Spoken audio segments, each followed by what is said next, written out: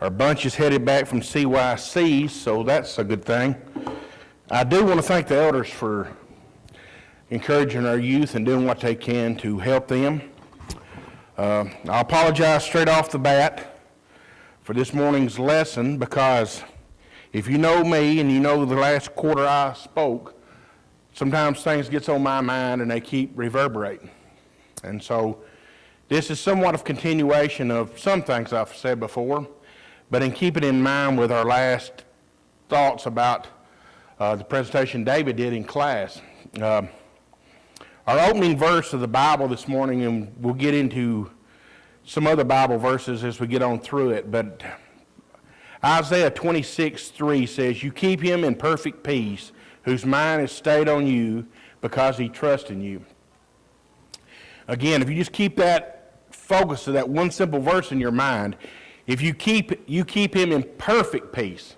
I underline the perfect part, perfect peace, whose mind is stayed on you because he trusts in you. That's a reference to God.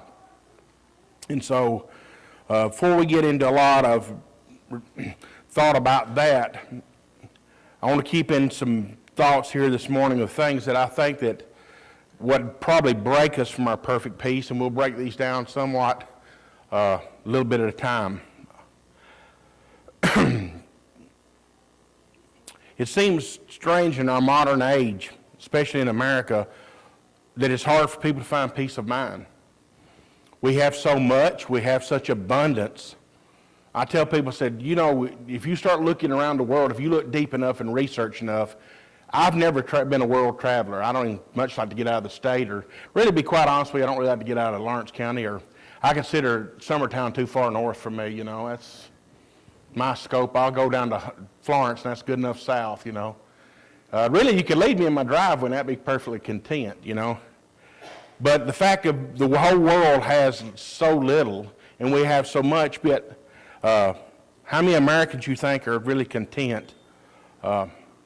Really, we could lay our hands on anything if we had enough money, and I think maybe that's in itself a problem.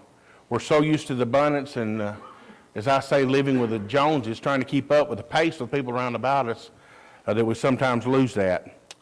Now, I'm going to discuss a little bit here about a subject near and dear to my heart, and we're not going to just dwell on it a lot. I'm going to get through it, because without addressing this perfect peace just does not come into place. As I was researching here a few weeks ago, anxiety disorders affect 40 million adults ages 18 or older in the U.S. each year. And you think about that, 40 million, that is a lot, but that's like 18.1% of the population of the U.S. Almost 1 in 5, and that alarms me, 1 in 5. And while that many, only around 37% even try to get treatment for it. So there's a lot of people walking around there with this. And to what extent do they mean anxiety? Could it be any form of illnesses to do with that? And I don't think the church is immune to it. I know it's not. And I know if people would be openly upfront with themselves and talk about this, if you don't have the problem, then you probably know someone who does, or not aware that they have it, and not aware that there's many people that walk around with this problem that will never find perfect peace until they get this solved. And that's just a point in fact. Now, some anxiety, I guess, is normal in everybody's life. We live a busy schedule. Some of us try to cram 5 days into one, and we wonder why we're so wired up. So we have to prioritize, get our priorities straight. Just to reword that. Tongue-tied. Okay, now what is the difference between our culture now and, say, putting back into a generation 2 ago? We look in, first and foremost, we start looking at the churches throughout the county, especially where we lived out in the Sims Ridge area, the Piney area there. Churches were rural, and they had rural communities. People traveled not as we do infrequently in cars. Even back 2 or 3 generations ago, it was always in buggies. They were farmers. They were residential people. They lived a slower pace. And that side note here, we're getting my mind running off again. I was reading about the Amish people, and I was wondering about I don't know why I got to reading about it one night when I couldn't sleep, and I was sitting there reading about it, and their culture, why they do the way they do. they try to eliminate themselves from the worldly thoughts and minds to slow themselves down that they'll be humble people. They live that way for a reason. And so while I'm one of the maniacs that when I run up on one of the buggies, want to pass while they're on the road, And then I step back and think that's the way they choose to be. Now, whether I agree or disagree with their ideology or disagree with their religious thoughts, we're in America and we live in the land of freedoms, and I have to honor their thoughts. But slowing down. We live in this stressful age because we sometimes do it to ourselves. We bring it on ourselves. We have stress at work, and that is my individual train wreck. I don't get stressed up here talking. I don't get stressed about traffic sometimes, but that's because I'm a maniac on the road. But work is my stressor. It has always been the dog that's on my back. It doesn't matter if I was working a production job, of all the job, any job. When Sunday night comes, Doyle shuts down. Monday's on my mind. What's going on? And I learned that this perfect peace is going to have to be resolved, and we're fixed to get to it here in a minute. I'm going to show you the key to this, and I have not mastered it. This lesson is much to do with me, but not about me. It's all about God and being focused on Him. Students feel that way. They get stressed at school. I know Anna Grace, she's going to make an A, hook or crook. Stress, no stress, she's going to make that A. But I think more in lines with a lot of college students, people going off their first year. To me, it was a bad experience. Wasn't prepared, my mind wasn't prepared. And the overwhelming thought of you getting a syllabus thrown out before you and you trying to figure out what you got to do and keep preparations for that life is overwhelming to people, even kids that make good grades. Now, I wasn't a good grade maker because I was always talking, I guess that. So that is an overwhelming thing. These things are normal. Work, everyday stresses, our timeline. There's even more stressful situations that we get into. And then we sometimes wonder why we're in this situation or what's going on. Just as Dan Winkler brought out, God will see us through our life, and He will live it to His glory if we're focused on Him. Not the situation, but Him. All right, I got a list of here of things that I think that important to bring out. Illnesses in family. This list is numerous even here at Leoma. We got many with cancer and other problems. We got deaths in families. We need our prayers for Steve Leeper. His father, I heard this morning, passed away. As Carter brought out, death in their family. And these things are always troublesome in people's minds. Death is one thing, and I think of it as an equalizer on every ground. It puts every person of every culture, of every rank in society on an evil playing field. Everybody feels that pain. The next thing I would point out, I guess, because I know it's not without the church. The problems within the church and in the world are the same for Christians. People might have drug or alcohol addictions in their families. Some maybe in here. Maybe have had addictions in their lifetime. I know that alcohol is a no-no. And I openly say that is a bad thing. But it's a no-no. Don't touch it. Don't drink it. Don't get around it. Stay away from it. And I tell people that if you not mess with it, I tell the youth in open gesture, it is nothing worse than the devil in a bottle. It is nothing worse that you can get a hold of that can grab you and destroy you. I see it. There's nothing good can come out of alcohol or any other drug addiction. First, it takes your health and everything you possess. And finally, in the end, after you've lost everything, relationships, jobs, it destroys you. It takes your life. So that's another thing that we have as the stressors, and people handle it wrong. To me, in the youth, trying to unwind, what was the source of unwindment? Alcohol. I was thinking that was the solution to unwind. I hear people talk about casual drinking. There's no such thing. There is no such animal. You can believe that, tell yourself whatever lie you want about it, but it really is not the truth. So addictions and people get on drugs to try to calm down or whatever, but the problem is that's not the solution. Other things that gets us, losing jobs, financially issues that are ramifications of that. And then here's another problem. Could anybody in this room say your marriage has always been the perfect peace? Any conflicts, any problems, any crosswords, Any adjustment after the first few years it comes about.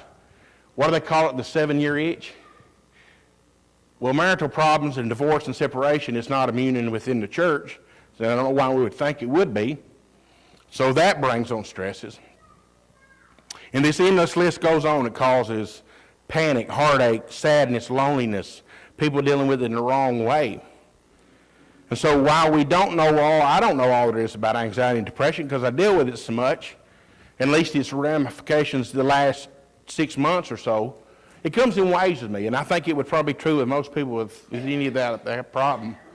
It comes and goes. I don't deal with the evil twin as much of the depression side of it, but I think everybody gets a little bit down and out sometimes, but not to the level of I see people that I know in my family that's had issues with it. But there's two sides of this problem with this issue. One is medical, of course, and we don't realize it. A good friend of mine, definitely a good friend of Brother Bruce back there, Brother Paul Helton, I talked to him about it one time. He says, when you have someone with this issue, the first thing they need to do is go to the doctor. It's medical issues underlying, it's deficiencies. A deficiency in vitamin D will give you severe depression problems. It will not make you think straight. That's why when we don't get enough sun, we get down and out called the blues. That's part of it. And there's other things. And then the second part of this, and we'll get to that deeply, is the mental aspect, our thought process. There's chemicals in our brain, the medical side of it, that can get out of balance. And once they get out of balance, you need help. And a lot of people just won't admit it. I think one of the biggest hindrances and one of the biggest problems within the church for years is our ability not to address this problem adequately without putting the old lack of faith scenario on people. Do you think all people dealing with depression or anxiety have lack of faith in God? No. Maybe lack of faith in themselves, but not lack of faith in God. And so you say, well, how do you tie that together? How do you tie this lack of faith mentality with what you're dealing with here with this issue? Well, if they've got a chemical imbalance in their brain, it's something they naturally couldn't solve. The rest of our body can get sick. We can have heart problems, right? How many in here have blood pressure problems? I take it. What else? I have asthma. I'm just running the gamut up, right? I don't have no good things going on there. What are other medicines we can take for average, everyday things that go on in our life? But yet we don't think about that. It's not no stigma. We shouldn't put a stigma on people about this. There's many things that people can't control and they need help. And so we address the medical side of it. Now we address the mental side of it. In Proverbs 23, Carter just read, for as a man thinking in his heart, he is. I got to putting this together, and I stumbled across them. I'm always stumbling across stuff, start researching. A British author by the name of James Allen put out a little pamphlet, an article about this. It was published in, of all things, 1903. It's a free open source thing you can look up, As a Man Thinketh. If you just Google it, it'll send you to a page. You can go find where you can download and read this. It's a very good read, and I'll be quite honest with you, people of that era, their vocabulary is a lot higher than mine, and I have to reread and go, what are they talking about?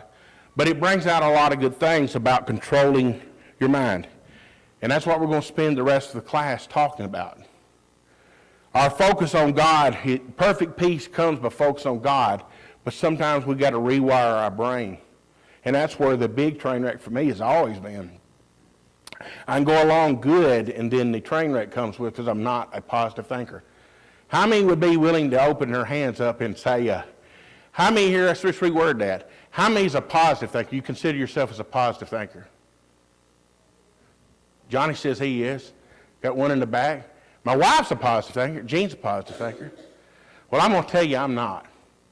Me and Jennifer are like the evil twins. She's the good side and I'm the Oreo side, flip-flop. But that's the problem. Therein is the problem. We must rewire our minds and think positively. How are we going to come to peace with some of these issues? You can't come to peace with yourself, and the first thing about coming to peace with yourself is accepting yourself where you are. I know a lot of people will never find perfect peace because they don't feel adequate. They don't like the way they look. They don't like nothing about themselves. Without some, and I'm not talking about arrogance, without some sort of self-love and self-respect, you'll never achieve it. You can never reach out to others with Christ unless you have some self-esteem and self-respect. It just won't ever happen. You can never get over that bridge. We done talked before about the materialistic mindset. We live in a culture where people judge us by what we possess.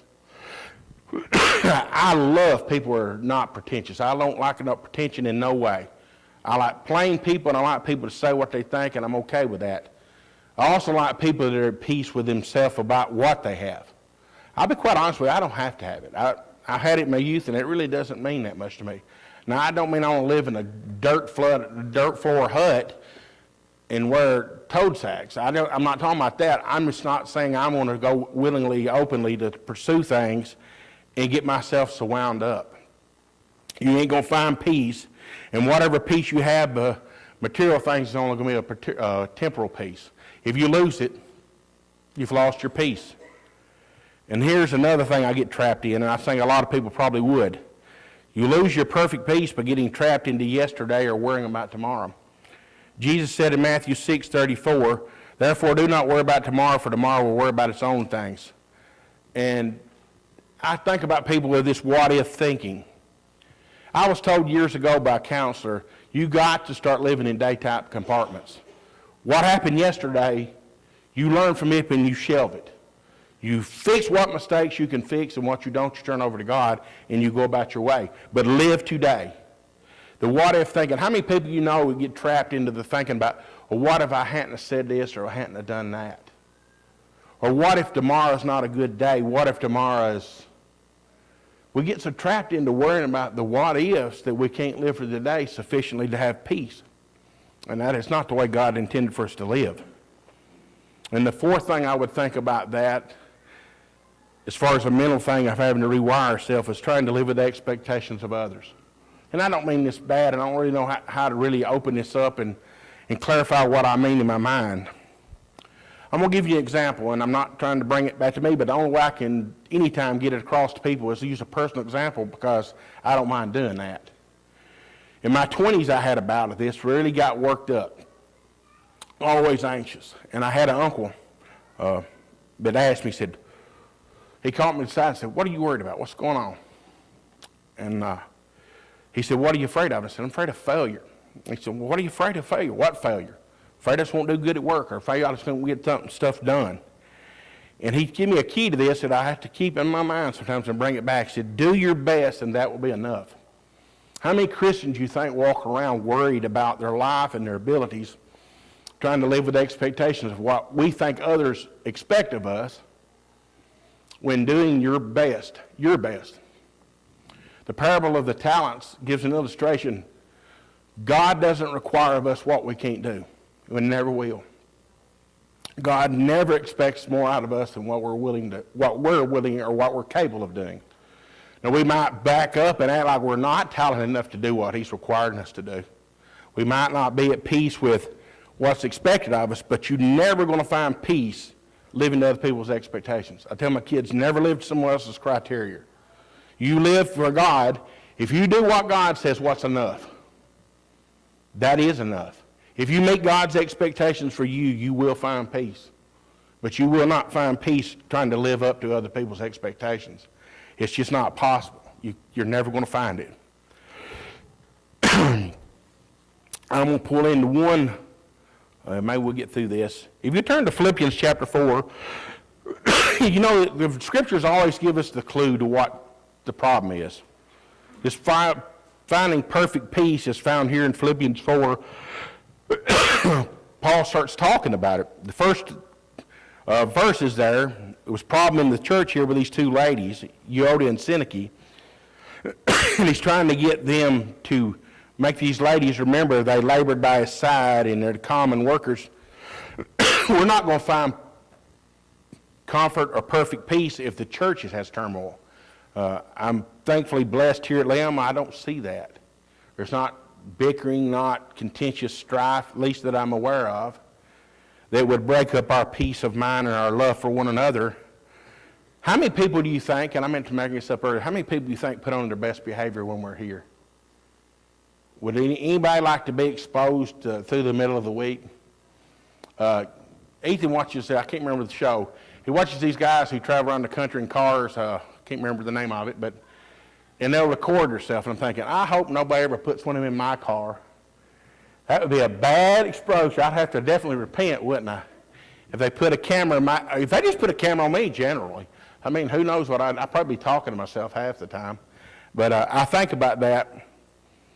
But then when you start thinking about what he's saying in here, verse 4 says, rejoice in the Lord always. Again, I say rejoice. Now, what is he saying here? Does he saying life is always calm? He says rejoice, whatever state you're in is what I'm assuming is meant right here. And then he goes on, let your reasonableness, and the ESV says reasonableness. I got to looking across this. The New American Standard says, let your gentle spirit be known to everyone. Now, how are we going to have a gentle spirit to reach others if we're in contentious anxiety and always stressed out? Always to keep up. How can I be what God wants me to be and be this gentle, kind person when I myself am a train wreck from within? So if it's medical, I need to get it looked at. If it's mental, I'm going to have to address it. And that might take a long time. I think it takes a long time. I'm here, soon to be 55. Evidently, I ain't done too good a track record of trying to beat it over and beat it down in 55 years. Because mostly I realize that I haven't practiced good mental faculties here trying to win this out. The scriptures tells me what I need to do. It's that verse 6 says, do not be anxious about anything. It doesn't say a list. It says, don't be anxious about nothing, but in everything by prayer and supplication. Again, don't be anxious about anything, and what are we supposed to pray for? Everything. A lot of times we want to think about God as only don't give God this problem or that problem. And sometimes we think about many people would have maybe death in their family or sickness. They've got more to worry about than me. Maybe they're further up the list. Do you think a God that knows the minds of every human being that's ever lived, and all of us at one time now, he knows our mind as we sit in this assembly? A God that powerful is limited with how many problems? I mean, I do good to multitask one thing. Women are very good at that. I noticed my wife's good at that. All women I've ever noticed are good at multitasking. But even at that, God is superior than anything. There ain't no problem that God can't handle. Ain't no problem too trivial. And God can unwind our minds if we choose to stop and let him do it. How do we let him do it? Prayer and supplication for all needs. Second, get into the scriptures. The big thing I see, and my problem has always been, is I sit here and read it and try to teach it to others, but it's got to go back to me. I can't teach it if I don't live it. Verse 7 says, in the peace of God, if we are not anxious about anything and pray to God about it, even our anxieties, the peace of God which passes all understanding. So that means our human understanding is not in the equation, is it? How are we sometimes as humans so vulnerable about putting God, as I say, in a box? We try to limit God and we try to make God's thoughts just as ours. God is not that way. What does the scripture say about God? What does he say about himself? My thoughts are higher than your thoughts. His ways are higher than our ways. So limiting God is not a possibility. It says that he will guard your hearts in your, what does he say next? Guard your hearts in your what? Minds. So God's in control. Put it like this. A plane flying, commercial flights flying every day. They're not, the pilot's always sitting there staring at that thing and fighting it, right? They have autopilot. I think we sometimes need to put God in the pilot's seat. Let him drive this. If our mind is focused on it, what's our key verse in Isaiah? Whose mind is stayed on you. If I'm not into me and my things and my way of thinking, and I let God's way of thinking take over, all of anxiety should shut down. All of the worry should shut down. We should be in peace. Now, here is a tricky question. How often do we sit there and shut it all down and let God take over? How long do we wait before we get ourselves so worked up that we let him take over? It's hard to let someone else take over, especially if you're, as me, sometimes a control freak. I'm not in problems at work if I know all the answers. I have a job where I have to solve solutions and I have to make it work. If I understand how it works and you put me in my comfort zone and get out of my way and let me be in charge, I'm good. But I don't like to relinquish authority sometimes. It's like, ugh. Let somebody else take over. I don't have a problem with nobody driving. Well, sometimes some of the DRM crew, we're all maniacs, but being a maniac and getting in the car with some other maniac just don't let you settle good, you know. If you're ever like that, you're okay with your style of driving because you're the one with the steering wheel in your hand. But it's never comfortable when the other person's driving like a maniac, swerving, and they got the steering wheel in their hand. Same way with our lives. We sometimes do not want to let go and let God have it. We think back to the list of all the things in our life, illness, death, worried about work, worried about this, worried about our children. I'm not saying they're not legit concerns. No one, I don't think, in their right mind would say that God expects us just to say, okay, everything's great, and not try to work through problems. God's not going to take the problems away all the time. And some people have a very bad problem with it. A lot of atheist people's big problem is there's no God because we got pain and suffering in the world. They try to put that solution to it. There's no God because we got that. Well, our fall in the beginning is what brought the pain and the sorrow to begin with. And we're not throwing stones at Adam and Eve. I think if it hadn't have been them, it would have been someone else. Disobedience is no more than rebellion. And sometimes we rebel against God. We even rebel in letting him completely take over. But the key to this particular passage in my mind is don't be anxious about nothing, but in everything by prayer and supplication, let your requests be known to God. He will guard your hearts and your minds in Christ Jesus. If our mind is focused on that, all else gets in order. And I think the problem with anybody is we let the world take over. We let all these daily worries get in on us, and we lose it. And if you will turn, and this is something that just sort of struck me at the middle of the week, and I will close with this train of thought. You know, you ever heard the 23rd Psalm? How many times you ever heard that spoken at someone's funeral? I used to memorize it, but now I can't even remember hardly my phone number. I can't remember things like I used to. It says, "The Lord is my shepherd, I shall not want. He makes me lie down in green pastures. He leads me beside the still waters. He restores my soul. He leads me in the paths of righteousness for his name's sake." And then David goes on to say, "And even though I walk through the valley of the shadow of death, I will fear no evil, for you are with me. Your rod and your staff comfort me." How many times we think that not applies to us? It don't apply to me. That's just David talking. Do we have the bold confidence David had about approaching God? Christians should have that. If you're living right, we should have that boldness to know that God's got it. I might not understand the how and the why, what's going to be the... Let me ask you a question. What is the outcome for a Christian when they take their last breath? Do we find any parallel to what the parables and what Jesus taught about the rich man and Lazarus? Lazarus, who had it awful in this life, but unfortunately was evidently right with God, he was in a much better place. And I think that we sometimes forget that. As a Christian, this is really trivial what we're walking through right now. It says life is a vapor, but we just get so overwhelmed, it's never going to end. It's never going to end.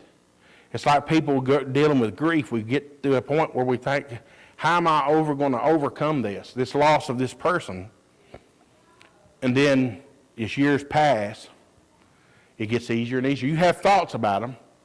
But to me, and it always has been, even the people I've lost, the bad, awful feeling of losing them and them not being present is overcome with the memories, the flooding memories of good things about them. And when we back up and look about anything about our life as a Christian, if we don't put ourselves in the spot of David and having that confidence in God, we are never going to have perfect peace. I know many Christians, and I'm thinking, I'm not alone. I used to think it was only me that had dealt with this, and I sort of, in some ways, ashamed of it. I think a lot of Christians put on their best face here. When we're in assembly, we're great. We smile, we greet people, and we're good. But when that door shuts or opens up and everybody's amens and gone, the world comes back in on us and we feel alone. We shouldn't. We got a whole family here. We should be that kind of family. We should be the kind of family that the good, the bad, and the ugly should come out. When you've got a problem, lay it on the table and let somebody help you with it. And I think that's a big problem. I think it's a big problem within any community of people. But there shouldn't be a problem within the church. And it's not here at Leoma. It's a whole different atmosphere here to me. It seems to me. It was pretty apparent last March it was a difference. I come here and it's like, man, I finally worship God in a while. And that's not taken away from nowhere else. I'm just saying things as they are. But it felt different to me. And that has to do with everyone in the assembly. It's worshipped here, especially with the elders and the whole bunch that serves under the deacons. But it's the whole group of people. The whole group of people makes a difference. And I don't know I don't know how many in your family, but 1 in 5 to me, that wakes me up. I'm not alone, and evidently, if it's 1 in 5, then there's plenty in the church that struggle with the same issues. So, and we've had lessons about this, talks about this, and I'll try not to, in the future, get back on this subject, but I thought, if I'm sitting here looking for help for me, and I found out there's 1 in 5, the radars went on for me. And I thought, I've got to talk about this because I'm not only the one suffering from it, but I know a bunch of other people suffering from it. And the key is, get your medical help. If someone in your family you know suffer from it, go get them help. If they refuse, well, you strong-arm them, get them in the car and go get them help. That may or may not work out, depending on how tough you are. But definitely, no one, even if they get medical help, will overcome anything if we don't have the right frame of mind. Our focus is on what? What does Isaiah say? Focus on God. Particularly in Philippians, Paul is saying focus on Jesus Christ. Focus. And it all works out. Anybody got any comments? I'm always staring over at y'all's corner, ain't I? I pick on you. Sonia just looks and smiles. Leah's looking at me like, I wish you'd just go be quiet and sit down. Nothing else? Okay, I'll cut it off and y'all can have some peace and quiet for a few minutes before the kids come out.